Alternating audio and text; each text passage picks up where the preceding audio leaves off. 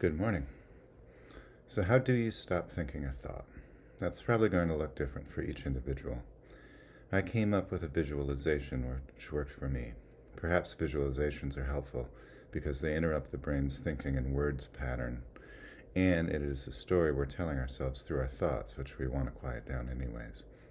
So I pictured my awareness of love or oneness as the sun, and I pictured the unworthy thought as a cloud covering up the sun.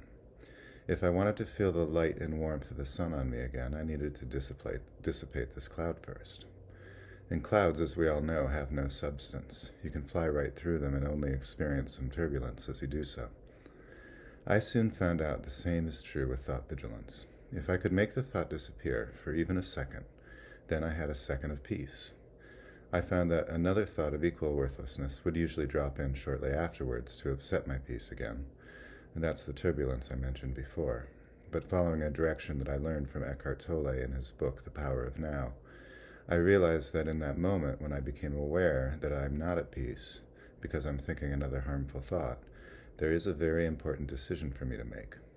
I could criticize myself for not being better at thought vigilance, or tell myself that I just don't have it in me to gain mastery of my thoughts, or I could just get back on my horse and try again. It is a practice after all, and we tend to get better at the skills we're trying to master through practicing them more consistently and with more devotion. The fact is that thought vigilance is not always going to be a pleasant experience. The reason for this is the phenomenon known as ego backlash. The ego will begin to sense that you're putting your efforts towards its undoing, and it will protest in a myriad of different ways since it is feeling threatened by the practice. The ego knows your patterns of thinking because it is responsible for them, and it knows clever ways to convince you to stop with this insanity. Tomorrow, I'll mention a very important form of ego backlash and the refrain that might get you over that hurdle, since it did for me.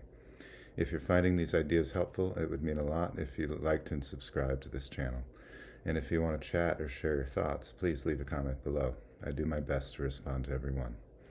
You can also find me on Substack at natekokernot and at my website, MiracleReadiness.com. Thanks so much for being here. I'm really honored to be on this journey with you.